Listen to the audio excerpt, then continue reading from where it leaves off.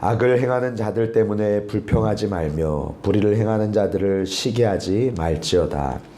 그들은 풀과 같이 속히 배임을 당할 것이며 푸른 채소같이 쇠잔할 것이미로다.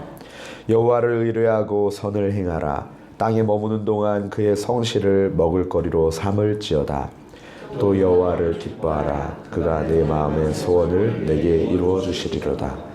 내 길을 여호와께 맡기라. 그를 의지하면 그가 이루시고 내 일을 빛같이 나타내시며 내 공의를 정오의 빛같이 하시리로다. 여호와 앞에 잠잠하고 참고 기다리라. 자기 길이 형통하며 악한 꾀를 이루는 자 때문에 불평하지 말지어다. 분을 그치고 노를 버리며 불평하지 말라. 오히려 악을 만들 뿐이라. 진실로 악을 행하는 자들은 끊어질 것이나 여호와를 소망하는 자들은 땅을 차지하리로다.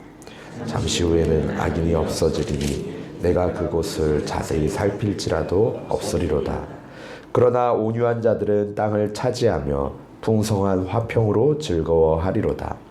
악인이 의인치기를 꾀하고 그를 향하여 그의 일을 가는도다. 그러나 주께서 그를 비웃으시리니 그의 날이 다가옴을 보심이로다. 악인이 칼을 빼고 활을 엎드러뜨리며 행위가 정직한 자를 죽이고자 하나 그들의 칼은 오히려 그들의 양심을 찌르고 그들의 활은 부러지리로다. 의인의 적은 소유가 악인의 풍부함보다 낫도다. 악인의 팔은 부러지나 의인은 여호와께서 붙드시는도다. 여호와께서 온전한 자의 날을 아시나니 그들의 기업은 영원하리로다. 그들은 환난 때에 부끄러움을 당하지 아니하며 기근의 날에도 풍족할 것이나 악인들은 멸망하고 여호와의 원수들은 어린 양의 기름같이 타서 연기가 되어 없어지리로다. 악인은 꾸고 갚지 아니하나 의인은 은혜를 베풀고 주는도다. 주의 복을 받은 자들은 땅을 차지하고 주의 저주를 받은 자들은 끊어지리로다. 아멘. 오늘 함께 우리가 읽은 시편 37편 말씀은 다윗의 시입니다. 악인들의 형통을 불평하거나 시기하지 말아야 할 이유에 대해서 설명하고 있는 지혜 시입니다. 악인들의 말로 그리고 또 의인들에게 주실 은혜에 대해서 오늘 우리가 읽은 그 상반절 말씀 가운데에는 그렇게 담겨있는 내용들이 있죠. 사실 하나님의 말씀을 지키면서 살려고 보면은 왠지 손해보는 것 같다라는 생각이 들기도 합니다. 믿지 않는 사람들은 여러 가지 이익을 위해서 거리낌 없이 하는 일들이지만 신앙 양심에 걸려서 할 수가 없기도 하고 또 믿지 않는 자들은 조금 더 쉬거나 자유롭게 놀러 다니거나 일할 시간에 하나님께 예배드리고 기도하러 나오고 또 여러 가지 맡은 바 일들을 감당하며 절대적인 자유롭게 쓸 수 있는 시간의 양의 차이도 있습니다. 때로는 악인들의 승승장구하는 모습을 보면서 내 처지를 불평하거나 시기하기도 합니다. 하지만 오늘 본문에서 다윗은 우리에게 이렇게 권면하고 있습니다. 우리 1절 말씀을 함께 읽겠습니다. 시작. 악인의 죄가 그의 마음속으로 37편 1절 시작. 악을 행하는 자들 때문에 불평하지 말며 불의를 행하는 자들을 시기하지 말지어다. 아멘. 악을 행하는 자들을 바라보면서 불평하거나 불의를 행하는 자들을 시기하지 말아라 라고 말씀을 합니다. 또 37편 뒤쪽에 나오는 말씀들을 볼 때 그 악인들의 풍부함과 의인들의 적은 소유를 비교하면서 그들을 부러워하거나 그들을 시기하지 말라는 말씀입니다. 그렇게 해야 할 이유에 대해서 계속해서 말씀하고 있습니다. 2절 말씀을 보면은 그들은 풀과 같이 속히 배임을 당할 것이며 푸른 채소같이 쇠잔할 것이미로다 말씀을 하고 있죠. 오늘 말씀에서는 악행자들이 득세하고 또 불의한 자들이 번창하는 것을 보면서 불평하거나 시기하지 말라고 하십니다. 왜냐하면 그들은 속히 배임받는 풀처럼 없어질 것이고 또 푸른 채소처럼 그렇게 메말라 비틀어질 것이기 때문입니다. 하나님을 떠난 자의 번영은 그들을 하나님으로부터 더 멀어지게 하는 독이 될 뿐입니다. 그들을 하나님께로 돌아오지 못하게 하는 부요이며 그들을 교만하게 만들고 무례하게 만드는 재물입니다. 냄비 속의 개구리가 서서히 끓일 때에 자기가 죽는 줄도 모르고 그렇게 만족하고 있는 것처럼, 또 에스키모들이 늑대를 잡을 때 칼날을 땅에다 심어놓고 거기에 피를 발라두고 늑대가 그 피를 핥아먹다가 자기 피인 줄도 모르고서는 그 피를 다 쏟으면서 죽어가는 것처럼 결국 악인들의 영혼을 죽게 만들 것이기 때문에 그들을 부러워하거나 그들을 비교하면서 불평하지 말라고 말씀하고 있습니다. 그러면서 우리가 해야 할 것들에 대해서 말씀을 합니다. 첫 번째로는 우리 3절 말씀에서 보면은 여호와를 의뢰하고 선을 행하라. 땅에 머무는 동안 그의 성실을 먹을거리로 삼을지어다 말씀하고 있습니다. 여호와를 의뢰하라고 말씀하고 있습니다. 여호와를 의뢰한다는 것은 또 하나님을 의지하는 것일 겁니다.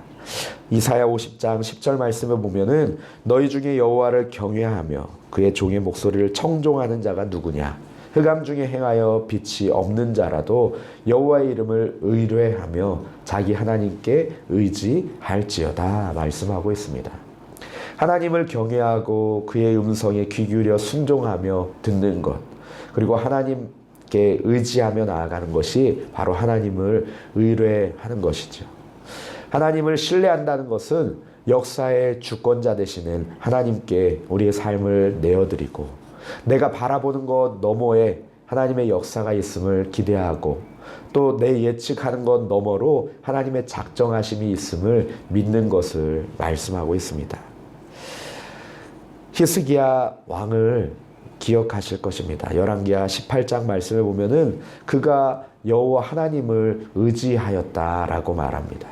그의 전후의 유다 왕들 중에서 히스기야와 같이 하나님을 의지한 왕이 없다라고 말씀을 합니다. 그리고 이어지는 말씀은 곧 그가 하나님께 연합하여 그에게서 떠나지 아니하고 여호와께서 모세에게 명령하신 계명을 지켰더라. 하나님을 의지하고 하나님의 말씀을 청종하였죠. 그런데 그에게 하나님께서 주신 축복이 무엇이냐면 여호와께서 그와 함께 하심에 그가 어디로 가든지 형통하였더라라고 말씀하고 있습니다. 하나님을 경외하고 하나님의 목소리에 청종하고 또 하나님과 연합하여서 떠나지 않고 계명을 지키는 하나님을 의뢰하는 자들, 그들이 땅에 머무는 동안 하나님께서 성실하게 먹이신다 말씀하고 있습니다. 악인의 형통을 허락하신 뜻을 우리가 때로는 알 수 없고 오히려 의인에게 고난 주시는 그 뜻도 우리가 알 수가 없습니다. 하지만 하나님께서 붙드시는 인생이 무엇인지, 그리고 하나님이 풀과 같이 베어버리시고 채소같이 시들어버리게 하실 인생이 무엇인지는 너무나도 분명합니다. 그러기에 우리들은 풀은 마르고 꽃은 시들지만 영원하신 그 하나님의 말씀 의지하며 청종해야 할 줄로 믿습니다. 또 4절 말씀에서는 또 여호와를 기뻐하라. 그가 내 마음의 소원을 내게 이루어 주시리라 말씀하고 있습니다. 사실 상황으로만 볼 때, 환경으로만 볼 때는 기뻐할 수가 없는 상황입니다. 시인 이 다윗과는 상반되게 악인이 승리하고 있는 것과 같고 악인이 더욱더 풍부하고 오히려 의인을 치려고 꾀하고 이를 갈고 있습니다. 하지만 기뻐하라 라고 선포합니다. 하박국 선지자의 말씀 가운데 무화과 나뭇잎이 마르고 포도 열매가 없으며 감람나무 열매 그치고 논밭에 식물이 없어도 우리의 양떼가 없으며 외양간에 송아지가 없어도 즐거워한다 기뻐한다 라고 말합니다. 그 이유가 무엇입니까? 난 여호와로 인하여 즐거워하며 나의 구원의 하나님으로 인하여 기뻐하리로다 라고 하박국 선지자는 고백하고 있습니다.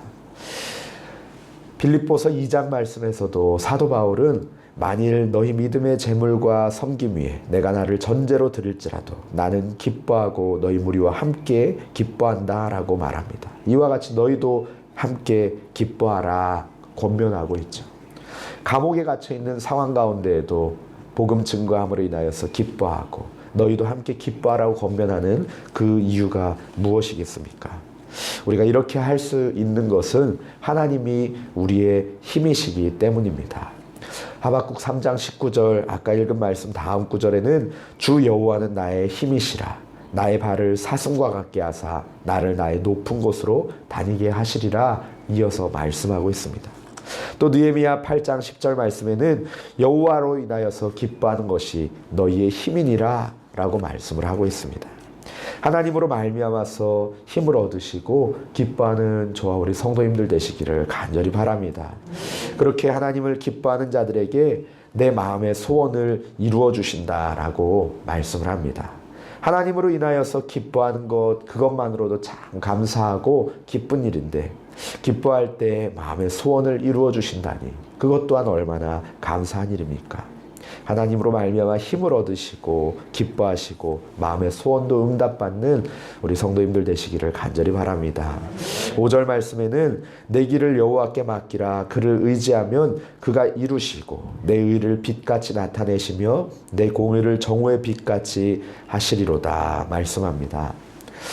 우리의 길을 여호와께 맡기고 의지하는 것, 정말 어떻게 보면은 불안하고 세상 사람들이 볼 때는 불안하고 어리석어 보일지도 모르겠습니다. 하지만 우리가 인생을 계획한다고 할지라도 어디 우리 인생이 우리 계획대로 이루어지는 법이 있었습니까?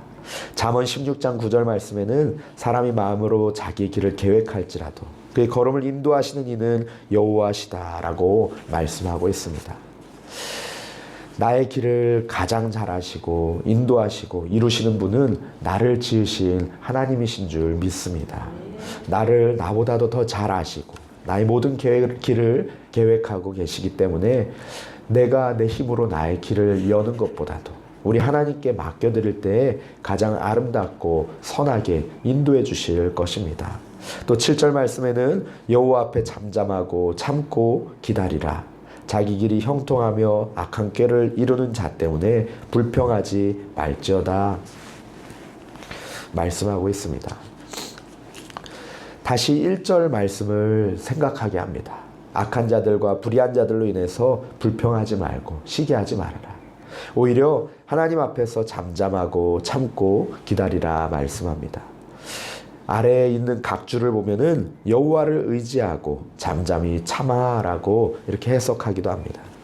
당장은 하나님의 공의가 실현되지 않는 것 같지만 그 가운데 하나님을 의지하고 잠잠히 참고 하나님의 때를 기다릴 때에 하나님께서 심판하시고 보응하실 것이며 우리를 다시 세워주실 줄로 믿습니다.